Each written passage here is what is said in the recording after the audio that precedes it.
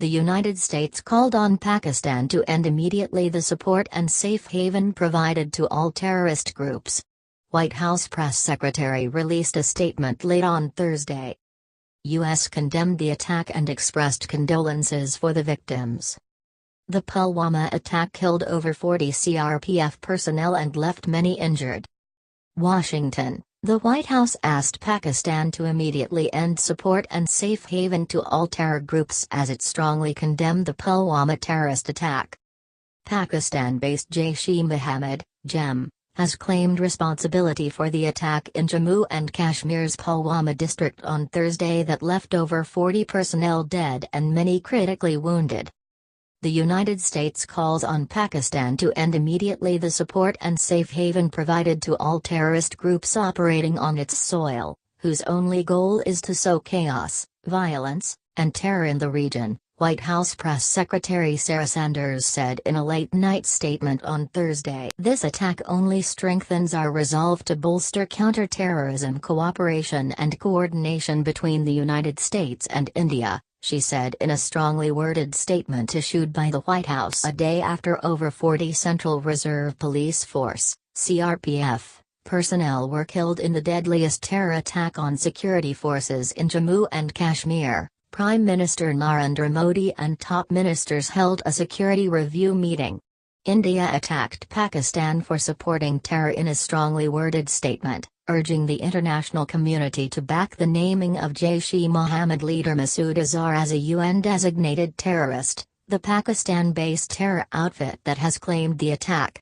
The U.S. has asked Pakistan to immediately end support and safe haven to all terrorist groups. Here are the latest developments in this big story. On Thursday afternoon, a suicide bomber ripped into a large convoy of 78 CRPF buses with over 2,500 personnel traveling on the highway from Jammu to Srinagar. At Pulwama, the Scorpio SUV with 350 kilograms of explosives rammed two of the buses transporting CRPF personnel reporting to duty in Srinagar.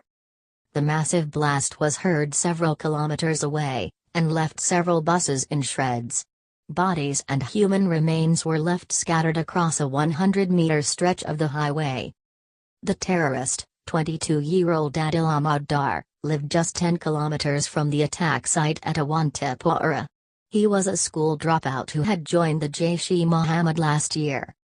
The scale of the attack, on a road that had been sanitized just hours before, points at meticulous planning and possible intelligence and security failure.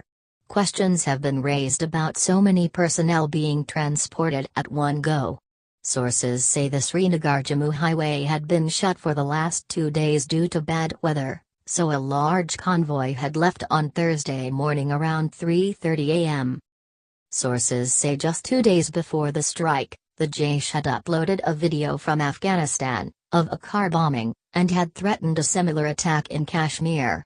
According to sources, the Jammu and Kashmir Criminal Investigation Department had shared the video and inputs about a possible attack.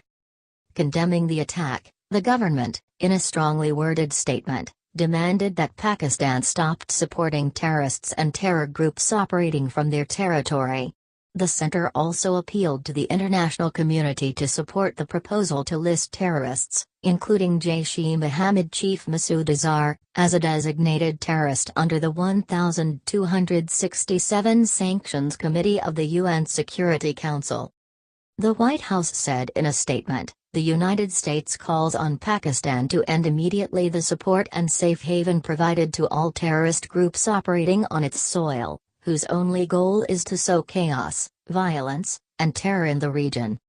Prime Minister Narendra Modi, calling the attack despicable and dastardly, said, "The sacrifices of our brave security personnel shall not go in vain."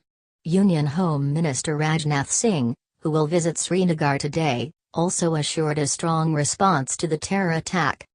Pakistan's Ministry of Foreign Affairs called the attack a matter of grave concern.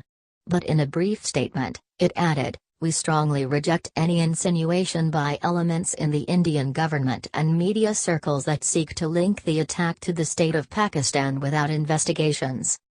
This is the worst terror attack to take place in Kashmir since the start of the century. On October 1, 2001, 3 terrorists had rammed a Tata Sumo loaded with explosives into the main gate of the Jammu and Kashmir State Legislative Assembly complex in Srinagar, killing 38 people. In 2016, the army had carried out a cross-border surgical strike and destroyed several terror launch pads after 19 soldiers were killed in an attack on an army brigade headquarters in Uri.